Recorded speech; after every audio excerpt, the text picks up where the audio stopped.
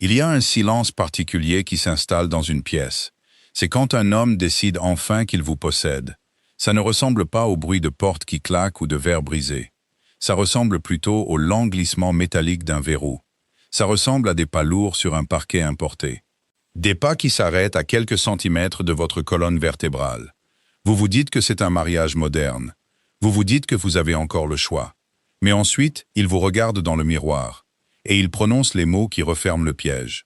Clara se tenait devant le miroir qui allait du sol au plafond. Ses doigts reposaient légèrement sur le verre froid. La robe était une arme. Elle le savait quand elle l'a achetée. Et elle le savait maintenant, alors qu'elle collait à sa peau. Ce n'était pas juste du rouge. C'était la couleur du sang artériel. Un cramoisi vif et criard qui exigeait l'attention de tous les regards dans la pièce. Elle avait un dos nu plongeant, de fines bretelles de soie qui s'enfonçaient légèrement dans ses épaules, et une fente qui montait dangereusement haut sur sa cuisse gauche. Dans une maison bâtie sur les ombres, le silence et les gris sourds, la robe était une émeute. Ce soir, c'était le gala de charité du maire. C'était la seule nuit du mois où Clara était exhibée hors du domaine. Placée au bras de Léo, elle devait sourire aux politiciens. Des politiciens qui prétendaient ignorer d'où venait l'argent de son mari. D'habitude, elle portait du noir ou du bleu marine. Des couleurs qui l'aidaient à se fondre dans le décor. Pas ce soir. Ce soir, elle voulait être vue. Elle voulait se rappeler que sous le titre lourd et étouffant de Madame Rossi, elle avait encore un pouls. La porte de la suite principale s'ouvrit dans un déclic. Clara ne se retourna pas. Elle observait son reflet dans le miroir. Léo se déplaçait avec la grâce silencieuse et terrifiante d'un homme qui n'a jamais besoin de se presser. Car le monde attendait pour lui. Il portait son uniforme habituel. Un costume anthracite sur mesure, une chemise blanche impeccable, pas de cravate. Son col était déboutonné, révélant le léger contour d'une cicatrice sur sa clavicule. Il s'arrêta juste dans l'embrasure de la porte. Ses yeux croisèrent son reflet. La température dans la pièce sembla chuter de 10 degrés. Il ne sia pas. Il ne parla pas. Il se contenta de la regarder. Son regard parcourant les fines bretelles de soie sur ses épaules, descendant le long de la courbe de son dos, jusqu'à la fente sur sa cuisse. Ce n'était pas un regard de désir. Clara aurait reconnu le désir. C'était le regard d'un expert qui venait de trouver une fissure dans une sculpture inestimable. « La voiture attend », dit Clara. Sa voix était stable, ne trahissant rien de l'adrénaline qui inondait son corps. Elle attrapa un bracelet de diamant sur la coiffeuse, luttant une seconde avec le fermoir. Léo traversa lentement le tapis moelleux. Le silence s'étira, épais et lourd. Il s'arrêta juste derrière elle. Son odeur, cèdre, pluie, et la touche métallique de quelque chose de froid, l'enveloppa. Il tendit la main, ses grandes mains calleuses écartant ses doigts. Il prit le bracelet et attacha le fermoir d'un geste adroit et sans effort. Ses phalanges effleurèrent la peau de son poignet. Clara réprima un frisson. « C'est un beau bracelet », dit Léo doucement. Sa voix était un baryton grave, un peu rauque, comme du gravier sous des pneus. « Dommage qu'il n'aille pas avec la robe. »« Il va parfaitement avec », répondit Clara, gardant les yeux fixés sur son reflet. « Non. » Les mains de Léo quittèrent son poignet. Elles remontèrent lentement le long de son bras nu, sur son épaule, jusqu'à ce que ses doigts effleurent la peau de son dos. La robe est trop voyante, Clara. Elle crie. Peut-être que je veux crier, Léo. Sa main s'arrêta. Ses doigts exercèrent une légère pression entre ses omoplates. Une pression d'avertissement. Crier attire les foules. Les foules attirent les problèmes. Nous, on ne fait pas dans les problèmes. C'est un gala de charité. Le but est justement d'attirer la foule. Clara se tourna enfin pour lui faire face. De près, la différence de taille était intimidante. Elle devait pencher la tête en arrière pour croiser son regard. Ses yeux étaient d'un marron plat et illisible, sombre, sans fond. Je la porte. Léo la regarda de haut. Un muscle de sa mâchoire tressaillit. Il n'éleva pas la voix. Il n'en avait jamais besoin. Non, dit-il d'un ton conversationnel. Tu ne la portes pas. Tu ne décides pas comment je m'habille, Léo. Je suis ta femme, pas un de tes soldats. Mes soldats suivent les ordres, murmura-t-il.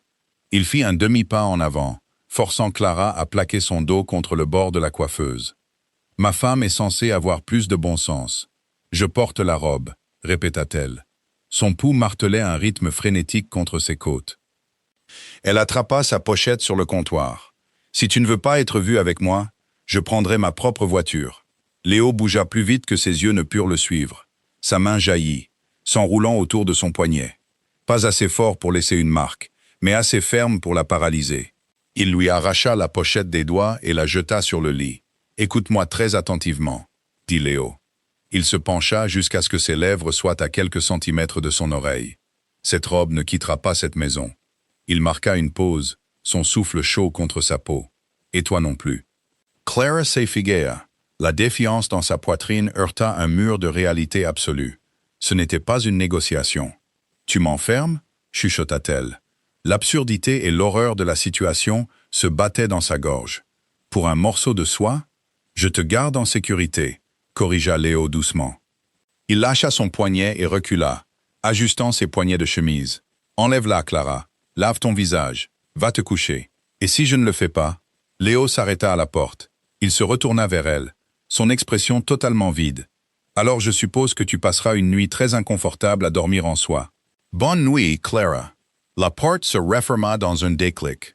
Une seconde plus tard, Clara entendit le son lourd et définitif du verrou électronique se mettre en place. Le système de sécurité émit un léger carillon. Elle était enfermée. Clara se tenait au centre de l'immense pièce. La robe cramoisie semblait soudainement lourde, comme un linceul. Elle regarda son reflet. La femme dans le miroir avait l'air féroce, audacieuse et complètement piégée. Elle passa la main dans son dos, ouvrit la fermeture éclair de la robe et la laissa tomber comme une flaque de sang sur le sol. Personne ne vous dit que signer pour le reste de sa vie se passe généralement un mardi matin, devant un café tiède. Clara était allongée dans son lit, fixant le plafond. Elle écoutait le tic-tac rythmé et implacable de la grande horloge dans le couloir. Il était 2 heures du matin. Léo n'était pas rentré. Son esprit retourna au jour où la cage avait été construite. 3 ans plus tôt, la compagnie maritime de son père perdait énormément d'argent. Pour la maintenir à flot, il avait emprunté à des gens qui n'accordaient pas de délai de grâce. Quand la dette est arrivée à échéance, son père n'avait plus rien. Rien qu'un vaste domaine lourdement hypothéqué et une fille de 24 ans. Léo Rossi était entré dans leur salle à manger, flanqué de 2 hommes qui semblaient mâcher du verre au petit déjeuner. Il n'avait pas crié, il n'avait pas menacé. Il avait simplement posé un dossier en cuir sur la table.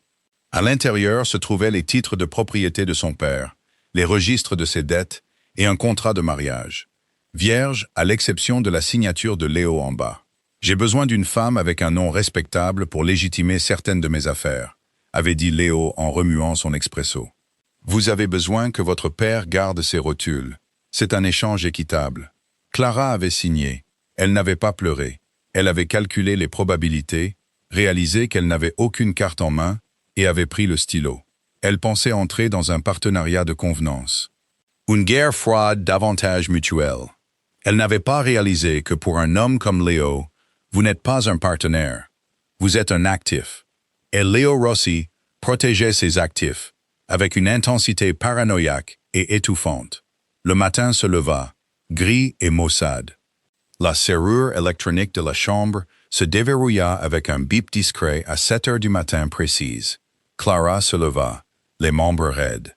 Elle se doucha, enfila un pull en cachemire sobre et un pantalon ajusté, de retour à l'uniforme, et descendit. La maison était une forteresse déguisée en chef-d'œuvre architectural.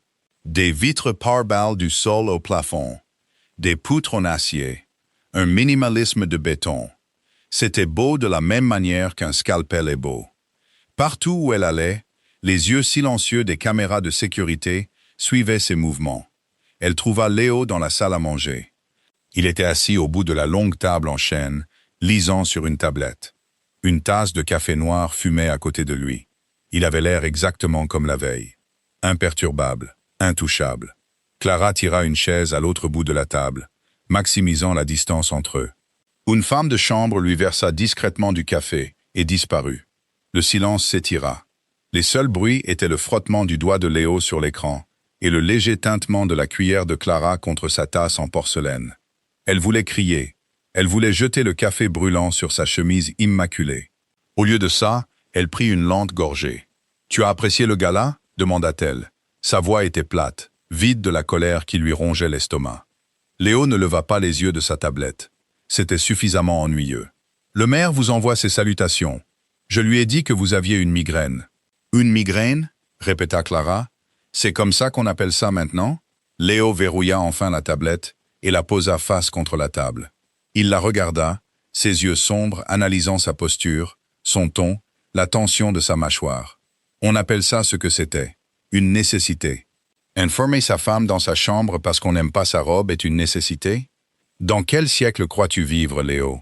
Je vis dans le siècle qui m'oblige à rester en vie, Clara, dit-il. Sa voix baissa d'une fraction d'octave. Et pour te garder en vie, cette robe était un phare. C'était une enseigne au néon, dans une pièce pleine de prédateurs. Tu es le plus grand prédateur de la pièce, lança Clara, son sang-froid se fissurant. Elle frappa la table de la paume de sa main. L'argenterie trembla. Je ne suis pas une de tes cargaisons, Léo. Tu ne peux pas m'enfermer dans un coffre-fort quand ça te chante. J'ai une vie, ou du moins, je suis censé en avoir une. Léo se leva. Le bruit de sa chaise raclant le sol résonna comme un coup de feu dans la pièce silencieuse. Il longea lentement la table. Clara se força à ne pas se recroqueviller sur sa chaise. Elle tint bon, relevant le menton. Il s'arrêta à côté d'elle. Il tendit la main, et pendant une fraction de seconde, Clara crut qu'il allait lui saisir la gorge. Au lieu de cela, ses doigts tracèrent doucement la ligne de sa mâchoire, son pouce effleurant sa pommette. Son contact était paradoxalement tendre, en totale contradiction avec la froideur de son regard. « Tu as une vie parce que je t'en donne une, » dit Léo doucement. « Les gens avec qui je traite, Clara, ne te regardent pas en voyant une femme. Ils te regardent et voient un levier, un moyen de m'atteindre. Tu veux porter une robe rouge et jouer à l'épouse rebelle? Très bien. Mais tu le fais ici, où je peux te voir, où je peux éloigner les loups de toi. » Il laissa tomber sa main et se détourna. « Dominique vient cet après-midi. Reste en dehors de l'aile ouest. » Il sortit de la pièce, laissant Clara assise dans l'air glacial. Sa joue brûlait encore du fantôme de son contact. Elle fixa son café. Ce n'était pas à propos de la robe. Ça n'avait jamais été à propos de la robe. C'était une question de contrôle. Et Clara réalisa, avec un nœud à l'estomac, qu'elle perdait la petite fraction de contrôle qui lui restait. Dominique arriva à 13h30. Clara observait depuis le palier du premier étage. Le bras droit de Léo franchissait les portes d'entrée. Dominique était le parfait opposé de Léo. Là où Léo était précision et calcul froid, Dominique était la force brute. Il boitait lourdement, un souvenir d'un conflit de territoire 5 ans plus tôt. Et il portait son agressivité comme une eau de Cologne bon marché. Il n'est pas venu seul. 2 hommes de main le suivaient, leurs vestes de costume légèrement bombées au niveau des hanches. L'atmosphère dans la maison changea immédiatement. L'air stérile et calme devint lourd de tension. Léo les rejoignit dans le hall d'entrée. Il n'y eut ni poignée de main, ni politesse. « Bibliothèque », dit Léo. C'était un ordre, pas une suggestion. Les hommes se dirigèrent vers l'aile ouest. Clara savait qu'elle était censée retourner dans sa chambre, lire un livre et prétendre être sourde à la réalité du monde de son mari. C'était la règle tacite de leur mariage. Elle ignorait le sang, et il s'assurait qu'elle n'ait jamais à le voir. Mais aujourd'hui, la défiance qui avait commencé avec la robe cramoisie brûlait encore dans sa poitrine. Elle ne recula pas. Clara se déplaça silencieusement dans le couloir. Ses chaussons à semelles souples ne faisaient aucun bruit sur le parquet. Elle évita le couloir principal et se glissa dans la salle de billard. Elle partageait un lourd mur en chêne avec la bibliothèque de Léo.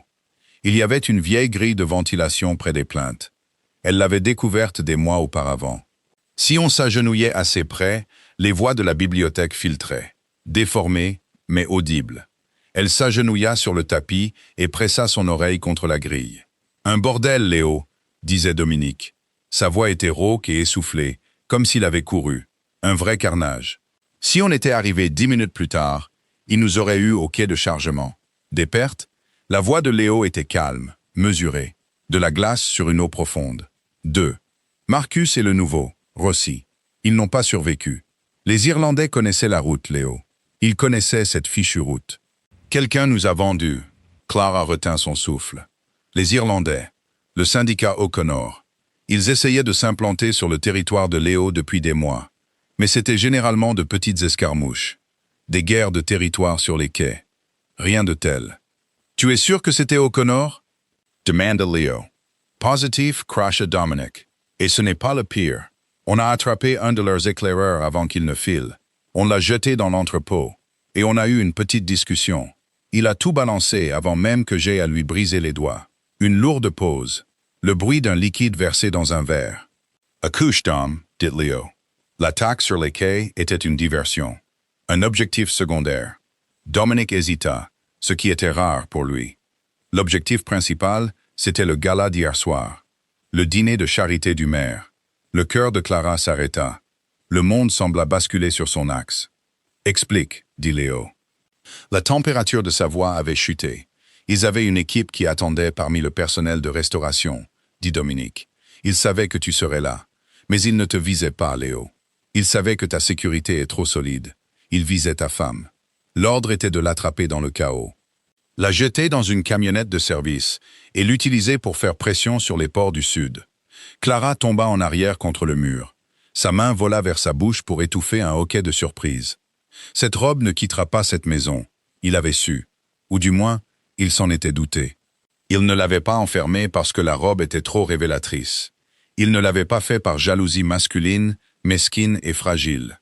Il l'avait regardée, là, en rouge vif. Une cible ambulante dans une pièce pleine de tireurs potentiels. Et il l'avait enfermée dans un coffre-fort pour la garder en vie. « Je vois, » dit Léo à travers la grille. « Si tu l'avais emmenée hier soir, Léo, laissa traîner Dominique. Mon Dieu, on a eu de la chance. »« La chance n'a rien à voir là-dedans, » répondit Léo, d'un ton sec. « Je l'ai gardée à la maison. Nettoyer le bordel sur les quais. Trouver la taupe dans notre équipe. Personne ne dort tant que je n'ai pas un nom. » Clara n'attendit pas d'entendre la suite. Elle se releva péniblement du sol et retourna rapidement vers la maison principale. Son esprit était une tempête chaotique d'émotions contradictoires. La peur, la prise de conscience et une clarté soudaine et vive. Elle entra dans la cuisine et s'agrippa au bord de l'îlot en marbre, essayant de calmer sa respiration. Il lui avait sauvé la vie. Mais il l'avait fait comme un dictateur. Il ne l'avait pas prévenu. Il ne lui avait pas fait assez confiance pour lui expliquer le danger. Il l'avait simplement privé de son libre arbitre. Il avait verrouillé la porte et était parti en guerre. Pendant qu'elle était assise dans sa chambre, le détestant pour une toute autre raison. La colère ne se dissipa pas. Elle muta. Elle passa de la frustration d'une épouse négligée au ressentiment froid et dur d'une prisonnière. Une prisonnière qui réalisait la véritable force de sa cage. 10 minutes plus tard, la porte de la cuisine s'ouvrit. Léo entra. Il avait l'air fatigué. C'était subtil. Une légère tension autour de ses yeux, une raideur dans ses épaules. Mais Clara avait passé 3 ans à l'étudier comme un manuel. Il s'arrêta quand il la vit près de l'îlot. Il se dirigea vers la machine à expresso, lui tournant le dos. « Dominique est parti », dit Léo doucement. « Je sais », dit Clara. Léo se retourna, s'appuyant contre le comptoir. Il la regarda vraiment. « Tu es toujours en colère pour hier soir ?» Clara soutint son regard. Elle pensa à crier. Elle pensa à jeter un verre. Au lieu de ça, elle se redressa, s'enveloppant de chaque once de dignité qu'elle possédait, comme une armure. « Ils allaient m'enlever au gala, » dit-elle. Sa voix était terrifiante de calme. Léo devint complètement immobile. Le silence s'étira entre eux, épais comme du ciment frais. Ses yeux se plissèrent légèrement, mais il ne nia pas. Il ne s'embarrassait jamais de mensonges, quand la vérité saignait déjà. « Tu as écouté à la grille, » déclara-t-il platement. « Tu m'as laissé te détester, » rétorqua Clara en s'avançant. « Tu m'as laissé là, humilié, pensant que tu n'étais qu'un salaud jaloux et contrôlant. Alors que tout ce que tu avais à faire, c'était de dire « Clara, il y a une menace. » Tout ce que tu avais à faire, c'était de me parler comme à un être humain, et non comme à une propriété. Si je te l'avais dit, dit Léo, sa voix baissant, tu aurais paniqué, tu aurais posé des questions auxquelles je n'avais pas de réponse. Tu aurais eu peur. « J'ai peur, Léo !» cria Clara, laissant enfin le volume de sa voix égaler le chaos en elle. « J'ai peur depuis le jour où tu m'as acheté à mon père. Mais je ne suis pas une enfant. Je suis ta femme. » Léo combla la distance entre eux en 2 longues enjambées. Il la saisit par le haut des bras, sa poigne ferme, son visage à quelques centimètres du sien. Le masque d'indifférence avait disparu. Pour la première fois, Clara vit le courant brut et violent qui coulait sous sa surface. « Tu veux la vérité ?» gronda Léo, son souffle chaud contre son visage. « Tu veux que je te traite comme mon égal dans ce monde? Très bien.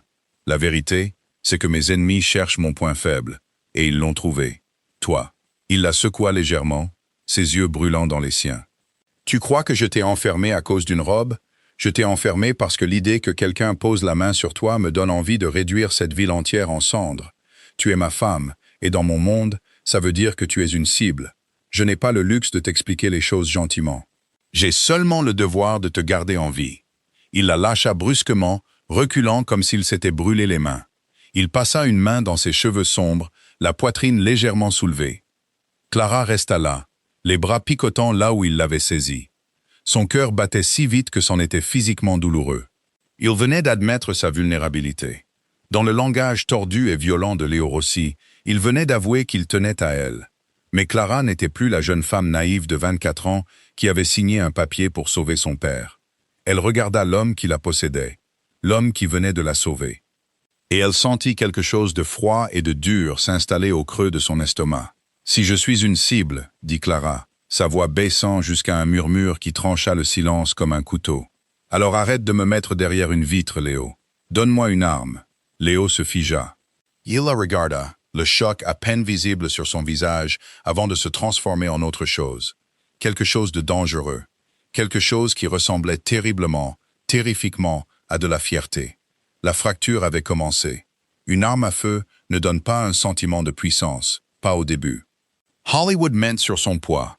Quand Léo tendit à Clara le Glock 19 noir mat dans le stand de tir souterrain sous le domaine, son poignet s'affaissa immédiatement d'1 centimètre.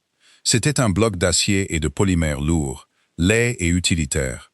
Ça sentait l'huile pour arme, le carbone brûlé et la malveillance. « Garde ton doigt hors de la détente, » dit Léo.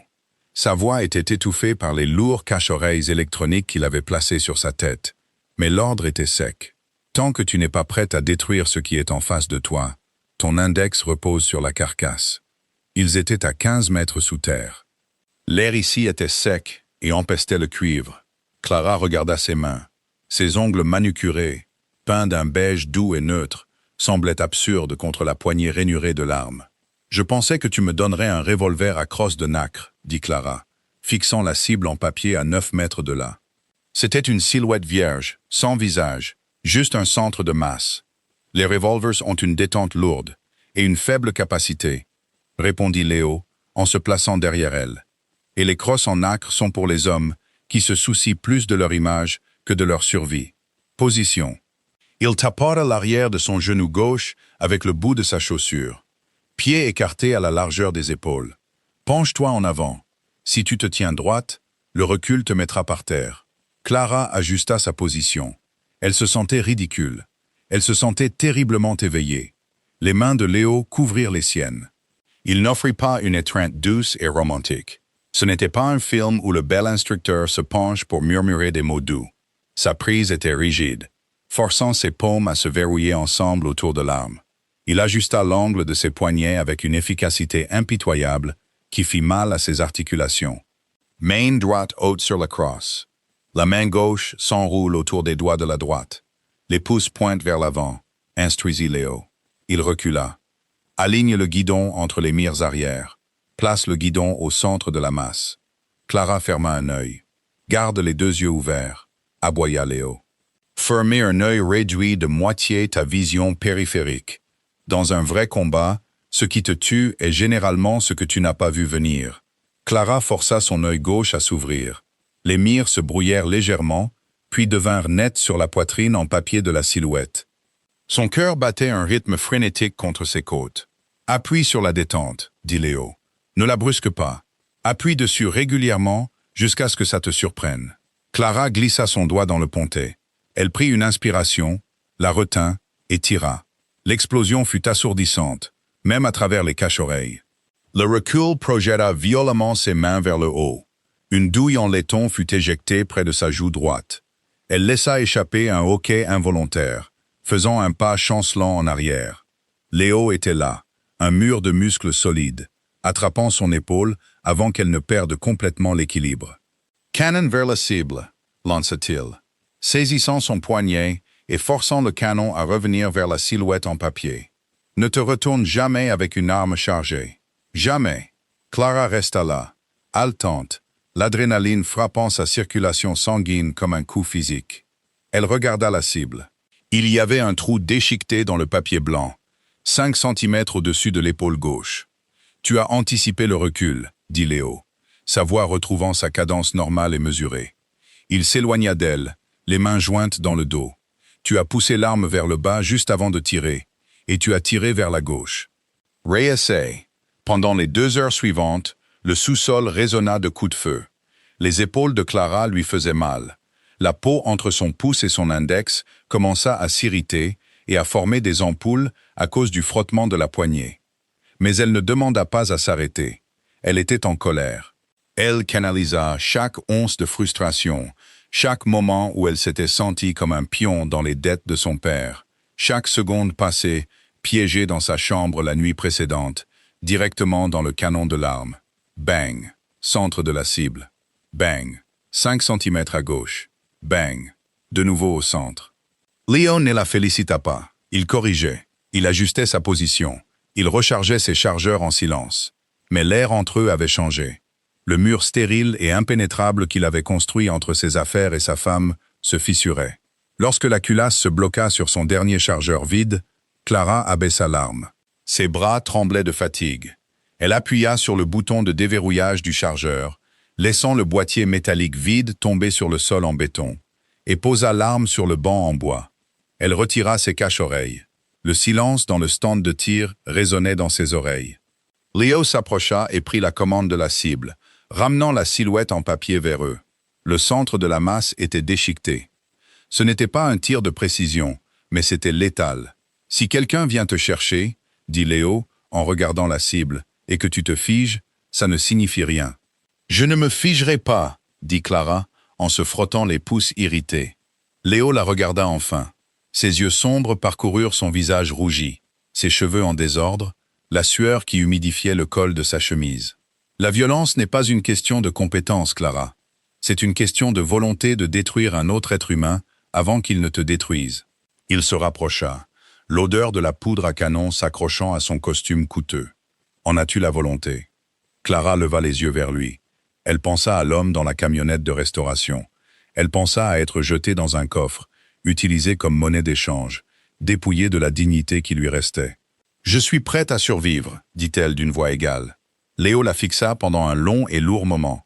Puis, très lentement, il hocha la tête. « Bien, » murmura-t-il, « parce que je viens de découvrir qui a donné nos itinéraires de livraison aux Irlandais.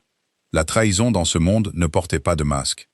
Elle portait généralement le visage de quelqu'un qui vous versait votre café ou vous demandait comment s'était passée votre journée. Il s'appelait Thomas. Il était chauffeur. Un homme tranquille dans la quarantaine qui travaillait pour l'organisation de Léo depuis 6 ans. Il avait conduit Clara à ses rendez-vous chez le dentiste. Il avait porté ses sacs de course. Maintenant, il était à genoux sur la bâche qui recouvrait le parquet de l'aile inachevée du domaine. Clara se tenait dans l'embrasure de la porte, les bras fermement croisés sur sa poitrine. L'air dans la pièce était glacial. Le chauffage n'avait pas encore été installé dans cette partie de la maison, laissant les cloisons sèches apparentes et les sols en béton donner l'impression d'une tombe. Léo ne lui avait pas dit de rester dans sa chambre cette fois. Quand Dominique a appelé pour dire qu'ils avaient la taupe, Léo a simplement regardé Clara et a dit « Tu veux faire partie de la réalité? Viens. » C'était un test. Elle le savait. Il la poussait au bord de la falaise pour voir si elle fermerait les yeux et retournerait dans la sécurité de sa cage dorée. Elle ne ferma pas les yeux. Thomas pleurait. C'était un son pathétique et haletant qui résonnait sur les murs nus. Ses mains étaient attachées dans son dos, avec des serre-câbles, son visage meurtri et enflé, peu importe où Dominique l'avait interrogé. Dominique se tenait à quelques mètres de là, appuyé nonchalamment contre une poutre de soutien en acier, lançant un lourd briquet en laiton d'une main à l'autre. « Je n'avais pas le choix, monsieur Rossi », sanglota Thomas, ses yeux injectés de sang se tournant sauvagement vers Léo. « Les hommes d'O'Connor, ils ont trouvé mon frère. Il leur devait de l'argent au jeu. Ils ont dit qu'ils l'éventreraient. Je leur ai juste donné le planning des quais. C'est tout. Juste le planning. »« Et le plan du gala de charité ?» demanda Léo. Il se tenait juste en face de Thomas. Il ne criait pas. Il parlait avec le ton calme et détaché d'un auditeur examinant une feuille de calcul. Thomas s'étouffa, une nouvelle vague de larmes coulant sur ses joues meurtries. Ils ont juré qu'ils allaient juste voler le coffre. Ils ont juré qu'ils ne toucheraient pas à Madame Rossi. Mais ils allaient le faire, dit Léo doucement. S'il vous plaît, patron, s'il vous plaît. Thomas regarda vers la porte, ses yeux se posant sur Clara. Madame Rossi, Clara, s'il vous plaît, dites-le lui. J'ai une fille, s'il vous plaît. L'estomac de Clara se noua. La bile lui remonta dans la gorge. C'était l'homme qui lui avait demandé quels étaient ses podcasts préférés sur le trajet vers la ville. C'était l'homme qui lui avait acheté un parapluie en plastique bon marché quand il avait plu de manière inattendue devant une boutique. Elle regarda Léo. Léo la regardait. Il ne la poussa pas à parler. Il n'intervint pas. Il lui donnait la parole. Il attendait de voir ce que la femme qui avait exigé une arme ferait face à la détente.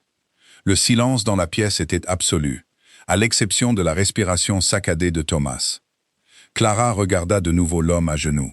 La pitié lui déchira la poitrine, crue et douloureuse. Elle voulait crier à Léo de le laisser partir. Elle voulait dire que ce n'était pas sa faute, qu'il était désespéré, que le sang comptait plus que la loyauté envers un syndicat du crime. Mais ensuite, elle se souvint de la conversation dans la bibliothèque. Ils allaient l'attraper dans le chaos, la jeter dans une camionnette de service. Si Thomas avait réussi, elle ne serait pas là. Elle serait enchaînée dans une cave ou morte. Thomas avait pesé sa vie contre celle de son frère, et il avait fait son choix. C'était la pourriture au cœur du monde de Léo. Si vous montriez de la pitié à un homme qui vous avait vendu, vous ne faisiez pas que lui pardonner. Vous envoyiez un message à tous les autres hommes désespérés de l'équipe que votre femme était un prix acceptable à payer pour leur propre dette. Clara baissa les bras. Elle se tint parfaitement droite, lissant le devant de son pantalon en laine sombre. Elle regarda Thomas droit dans les yeux, enfouissant son empathie sous une couche de glace qu'elle ne savait pas posséder. « Tu as fait un échange, Thomas, » dit Clara. Sa voix ne trembla pas. « Je suis désolé que ce soit un mauvais échange. » Elle ne regarda pas Léo. Elle tourna les talons et sortit de la pièce. Ses pas résonnaient sèchement contre le béton. Elle était à mi-chemin du couloir principal quand elle entendit le seul bruit étouffé d'un coup de feu avec silencieux. Clara s'arrêta. Elle ferma les yeux, posant son front contre la vitre froide de la fenêtre du couloir. Elle ne pleura pas. Elle se contenta de respirer, sentant le changement lourd et irréversible dans son âme. Elle n'était plus une civile jouant à la poupée dans la maison d'un roi de la mafia. Elle était complice. 5 minutes plus tard, Léo descendit le couloir. Il s'arrêta à côté d'elle. Il ne la toucha pas. Il resta juste là, regardant par la fenêtre les vastes pelouses manucurées du domaine. « Dominique va nettoyer ça », dit Léo doucement. « Je sais », répondit Clara. « Tu n'as pas bronché. J'ai bronché à l'intérieur, » admit-elle, la voix creuse. « Je ne l'ai juste pas laissé le voir. » Léo tourna enfin la tête pour la regarder. Le masque froid et illisible qu'il portait habituellement avait entièrement disparu. Il la regarda avec un respect lourd et dangereux. « O'Connor sait que Thomas n'a pas fait son rapport, » dit Léo, ramenant la conversation à la réalité tactique. « Ils savent que nous avons trouvé la taupe, ce qui signifie que la phase silencieuse de cette guerre est terminée. Que se passe-t-il maintenant ?»« Maintenant, » dit Léo, sa mâchoire se crispant. « Nous invitons Declan O'Connor à dîner. » La guerre ne s'annonça pas avec des sirènes. Elle s'annonça avec une enveloppe remise en main propre. Elle arriva le matin après l'exécution de Thomas. Une enveloppe épaisse, de couleur crème, laissée à la grille d'entrée. À l'intérieur se trouvait une seule carte, écrite dans une calligraphie élégante. À Léo et Clara Rossi. Les quais sont bondés. Il est temps que nous discutions d'une séparation mutuelle d'intérêts. Rejoignez-moi pour dîner au Cardinal Room ce soir. Terrain neutre. Pas d'armes. Parlons comme des hommes d'affaires. Declan O'Connor. Léo jeta la carte sur l'îlot de cuisine en granit. Dominique, qui soignait un café noir et un ego meurtri par la faille de sécurité, ricana. « Terrain neutre, mon œil », grogna Dominique. « Le Cardinal Room appartient aux familles neutres, bien sûr, mais O'Connor graisse la patte du maître d'hôtel depuis 1 an. C'est un piège. Il veut que tu sortes de la maison, Léo. » « Bien sûr que c'est un piège, » acquiesça Léo doucement. « Il sait que je ne céderai pas les ports. Il s'attend à ce que je décline l'invitation et que je boucle le domaine, ce qui nous fait paraître faibles aux yeux des autres familles. Il force une action publique. Clara était assise sur l'un des tabourets de bar, observant les deux hommes. « Donc, tu vas au dîner. Tu lui montres que tu n'as pas peur. »« Non, » dit Léo, ses yeux se posant sur les siens. « Nous allons au dîner. » Dominique faillit s'étouffer avec son café. « Léo, tu ne peux pas être sérieux. Tu emmènes ta femme dans une zone de combat? Thomas vient d'essayer de la livrer à ses animaux. Si les balles commencent à fuser, elle est plus en sécurité à côté de moi qu'ici. » L'interrompit Léo, sa voix n'admettant aucune discussion. « Le domaine est compromis. Thomas l'a prouvé. Tant que je n'aurai pas purgé le reste du personnel, je ne peux pas garantir qui est sur la liste de paye d'O'Connor. De plus, l'invitation nous était adressée à tous les deux. Si elle reste ici, O'Connor contrôle le récit. Il dira à la ville que je suis trop terrifié pour laisser ma femme sortir de sa cage. » Clara sentit une étrange et excitante montée d'adrénaline. Il utilisait sa présence comme une arme. « Dominique, » ordonna Léo, « prépare les voitures blindées. Détail standard, mais garde-les invisibles. Je veux 4 hommes à l'intérieur du restaurant, assis avant notre arrivée. Et trouve-moi les plans des sorties de cuisine. » Dominique sembla vouloir discuter, mais un regard de Léo le fit taire. Il hocha la tête sèchement et quitta la cuisine. Léo se tourna vers Clara. « Nous partons à 20h. »« Pas d'armes » demanda-t-elle, haussant un sourcil en regardant la carte. Léo eut un sourire narquois. C'était une expression sombre et létale. « Je ne vais jamais nulle part sans une arme, Clara. Va t'habiller.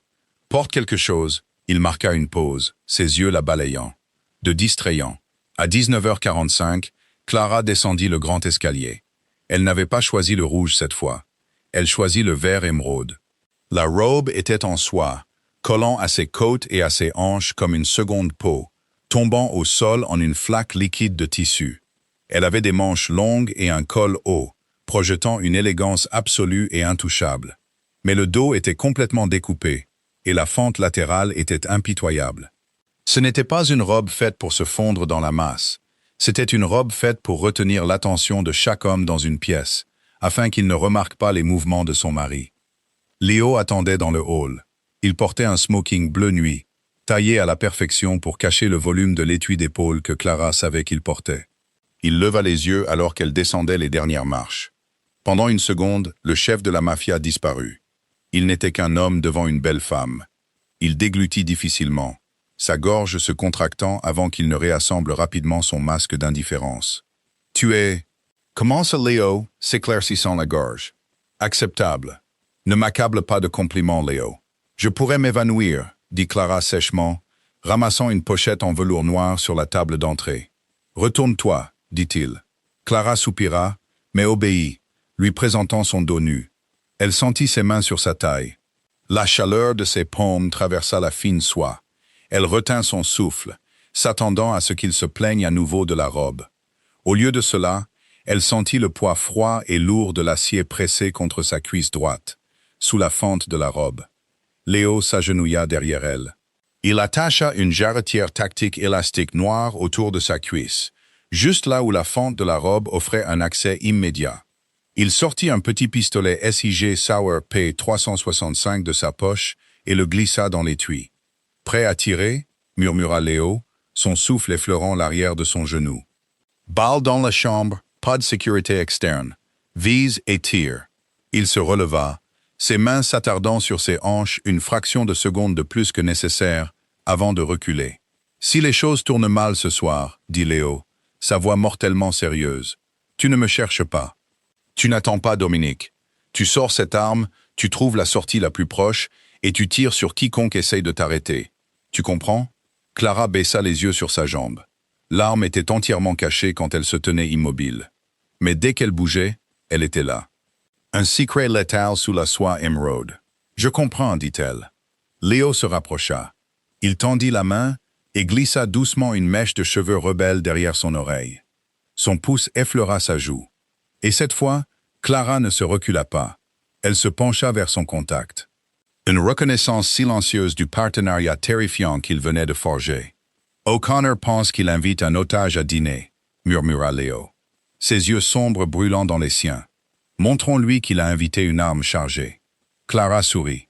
C'était un sourire froid et acéré. « Allons-y, dit-elle. Les lourdes portes en chêne du domaine s'ouvrirent. Et pour la première fois en 3 ans, Clara Rossi sortit dans la nuit, non pas comme une prisonnière, mais comme une prédatrice. Le cardinal Room sentait la moelle osseuse rôtie, le scotch vieilli et le vieil argent.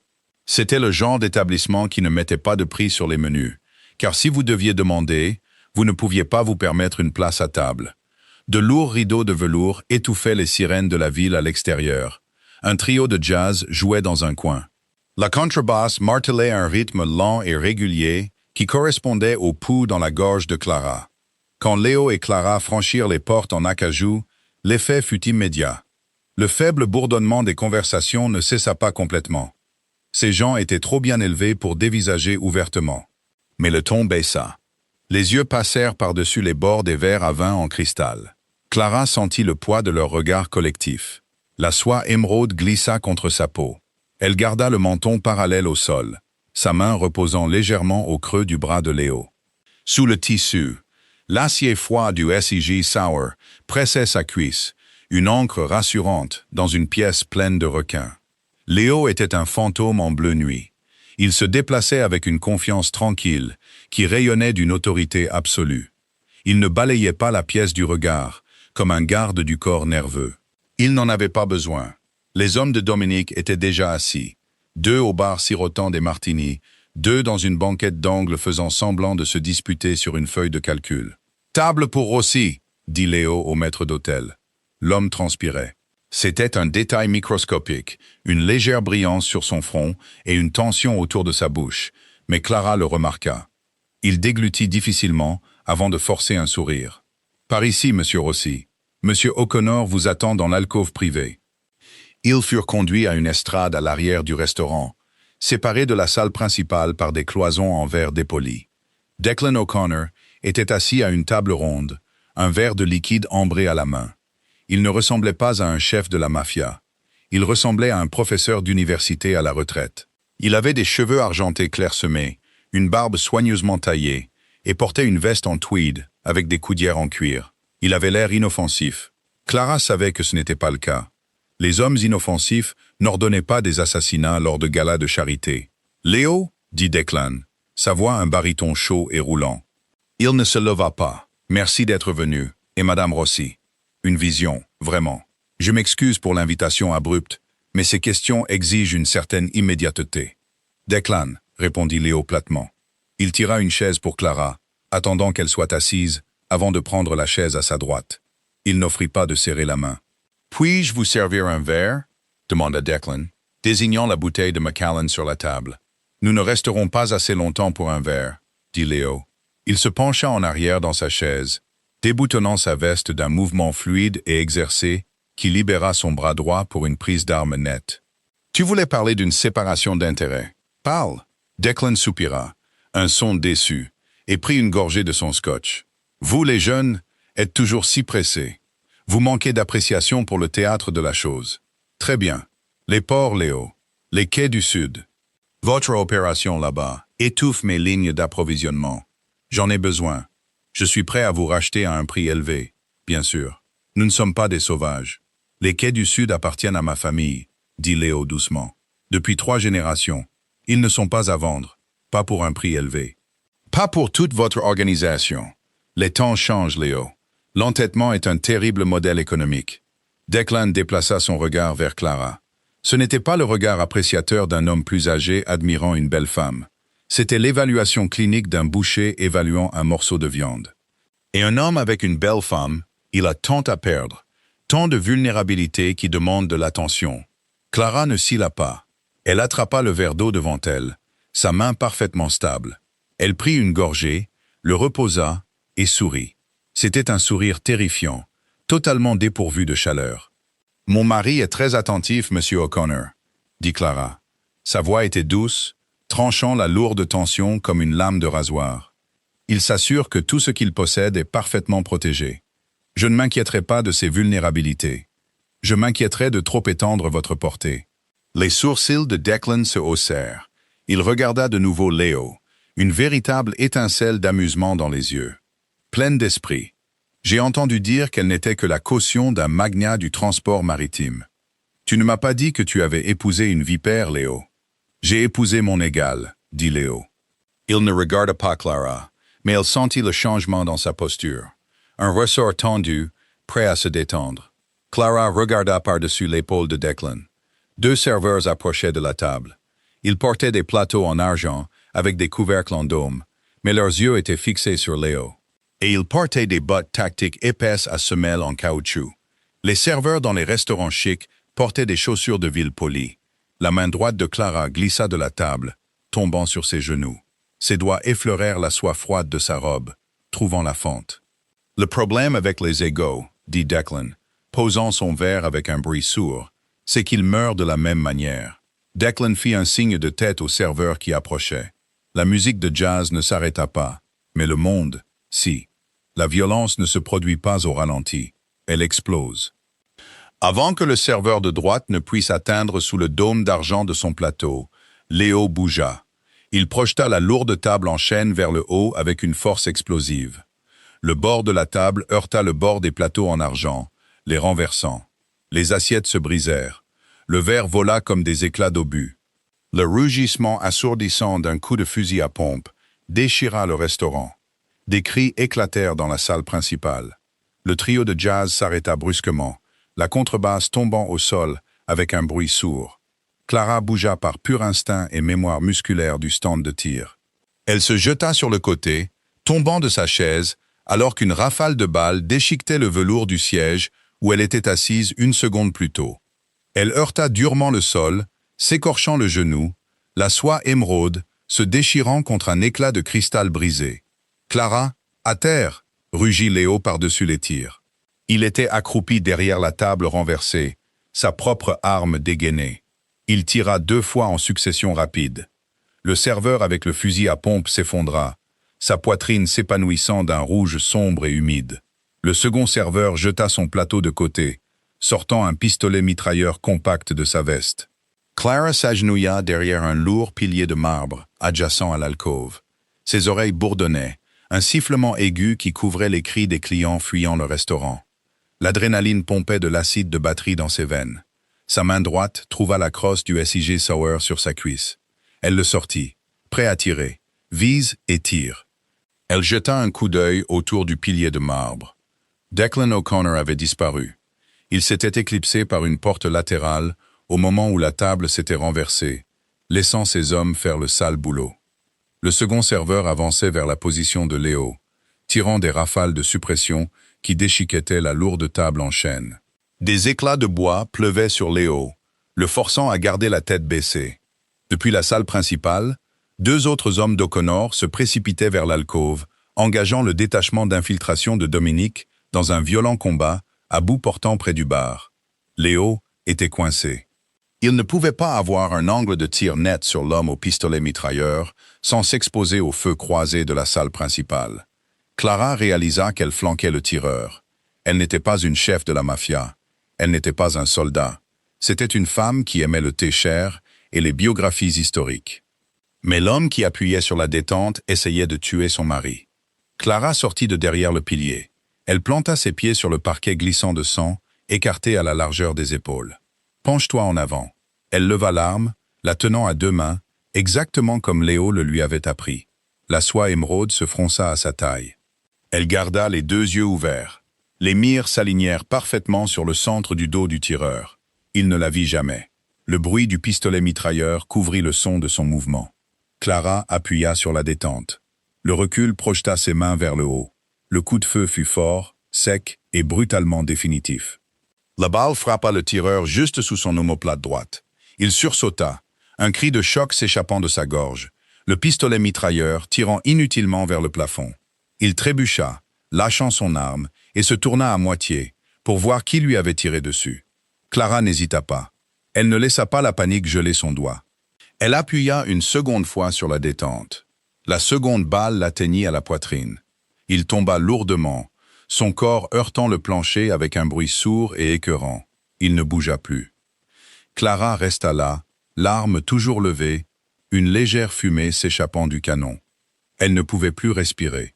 L'odeur de cuivre et de carbone brûlé était suffocante. Elle fixa l'homme au sol. Elle venait de prendre une vie humaine. Ce n'était pas une silhouette en papier. C'était un homme qui se vidait de son sang sur des tapis coûteux. Clara. Une main lourde saisit son épaule, la sortant de son état de choc. C'était Léo. Il avait une éraflure sanglante sur la joue gauche, et ses yeux étaient sauvages, féroces d'adrénaline. Il regarda l'homme mort au sol, puis il regarda l'arme fumante dans les mains de Clara. Il n'avait pas l'air horrifié.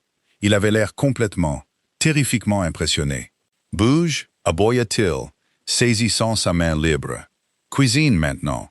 Ils sprintèrent devant l'alcôve brisée. La fusillade près du bar se calmait. Les hommes de Dominique avaient le dessus, abattant le dernier des renforts d'O'Connor. Léo percuta de l'épaule les portes battantes de la cuisine. La cuisine était déserte. Les chefs et les serveurs s'étaient enfuis depuis longtemps par l'accès de la ruelle. Les comptoirs en acier inoxydable brillaient sous des lumières fluorescentes crues. Des casseroles d'eau bouillaient sur les cuisinières abandonnées, sifflant violemment lorsque l'eau touchait la flamme nue. Ils coururent le long de la ligne, glissant sur de l'huile d'olive renversée et des légumes éparpillés. Léo ouvrit d'un coup de pied la porte de sortie en acier renforcé, les menant dans l'air humide et froid de la ruelle arrière. 2 VUS blindés noirs attendaient, les moteurs tournant lourdement. Dominic se tenait près de la porte passager arrière du véhicule de tête, un fusil d'assaut en bandoulière sur sa poitrine. Il regarda Léo, puis Clara, observant la robe émeraude déchirée, l'arme à la main et le sang sur son genou. « Declan !» cria Dominique par-dessus le bruit du moteur. « Parti !» cracha Léo. Il a utilisé ses propres hommes comme diversion pour s'échapper. « Montez !» ordonna Dominique, ouvrant la lourde porte blindée. Léo poussa Clara à l'intérieur et monta juste derrière elle. La porte se referma avec le bruit lourd et sourd de l'acier renforcé. Avant même qu'il ne soit complètement assis, le chauffeur accéléra. Le VUS sortit de la ruelle en trombe, les pneus crissant sur l'asphalte, laissant le carnage du Cardinal Room derrière eux. L'intérieur du VUS était d'un noir absolu, éclairé uniquement par les lampadaires qui passaient, balayant leurs visages en succession rapide et rythmée. Clara était assise, rigide, contre le siège en cuir. L'adrénaline retombait, et cela se produisait rapidement. C'était comme de l'eau glacée se déversant dans ses veines. Ses dents se mirent à claquer de manière incontrôlable. Elle baissa les yeux sur ses mains. Elle tremblait si violemment qu'elle ne pouvait plus tenir l'arme. Elle lui glissa des doigts, tombant sur le plancher avec un cliquetis. Léo bougea immédiatement. Il se pencha, ramassa l'arme, enclencha la sécurité et la posa sur le siège à côté de lui. Puis, il se tourna vers elle. Il ne dit pas un mot. Il tendit la main et saisit les siennes, emprisonnant ses doigts glacés et tremblants entre ses grandes paumes chaudes. Il serra fermement, la ramenant à la réalité, lui transférant sa chaleur. Clara allaita. La réalité de ce qu'elle avait fait frappa enfin son esprit. « Je l'ai tué. »« Tu l'as empêché de me tuer », corrigea Léo. Sa voix était incroyablement douce, un contraste frappant avec la violence qu'il venait de fuir. Il est tombé. Il s'est juste effondré. Clara ferma les yeux, mais l'image était gravée dans ses rétines. Le sang, le bruit du corps heurtant le sol. Je n'ai pas réfléchi. J'ai juste fait ce que tu m'as dit de faire. Regarde-moi, ordonna Léo doucement. Clara ouvrit les yeux. La lumière du lampadaire éclaira le visage de Léo. Le masque froid et illisible qu'il portait pour le monde, l'armure qu'il utilisait pour garder tout le monde, même elle, à distance, avait entièrement disparu. Dans la faible lumière de la voiture blindée, il semblait mis à nu. Il ressemblait à un homme qui venait de voir son monde entier basculer sur son axe. Il leva la main, son pouce essuyant une tache de suie et de sang sur sa pommette. Son contact était incroyablement tendre. « Tu m'as sauvé la vie, Clara. Tu as sauvé la mienne en premier, » murmura-t-elle, la voix brisée. « Non. » Léo secoua légèrement la tête. Il se pencha, comblant la distance entre eux, jusqu'à ce qu'ils partagent le même oxygène. « J'ai essayé de te mettre dans une boîte de verre parce que je te pensais fragile. Parce que je pensais que tu étais quelque chose que je devais protéger de l'obscurité. J'avais tort. » Ses yeux cherchèrent les siens, sombres et intenses, brûlant d'une nouvelle et brute révérence. « Tu n'es pas seulement ma femme, » murmura Léo, son front reposant légèrement contre le sien. « Tu es ma partenaire, tu es le sang et l'acier. » Clara cessa de trembler, le choc s'estompait, remplacée par une clarté profonde et indéniable. Elle avait tiré avec une arme. Elle avait pris une vie pour protéger l'homme assis à côté d'elle. Elle ne l'avait pas fait à cause du contrat de mariage que son père avait signé. Elle l'avait fait parce que quelque part dans le labyrinthe tordu et terrifiant de leur vie commune, Léo Rossi était devenu sien. Il était un monstre pour le reste de la ville. Il était un prédateur impitoyable et de sang-froid. Mais assise ici dans le noir, ses mains tenant les siennes comme si elles étaient les seules choses qui le rattachaient à la terre, Clara réalisa qu'elle ne voulait pas d'un civil. Elle ne voulait pas d'une vie douce et facile avec un homme qui ne pouvait pas la protéger. Elle voulait le monstre. Clara retira ses mains de sa prise. Elle leva les siennes, encadrant son visage de ses paumes. Ses pouces effleurèrent sa mâchoire, sentant la barbe naissante et les muscles tendus sous sa peau. Elle l'attira dans un baiser. Ce n'était pas une étreinte douce et romantique. C'était désespéré. C'était violent. Ça avait le goût de l'adrénaline, du cuivre et de la survie. Léo gémit, ses bras s'enroulant autour de sa taille, l'attirant contre sa poitrine.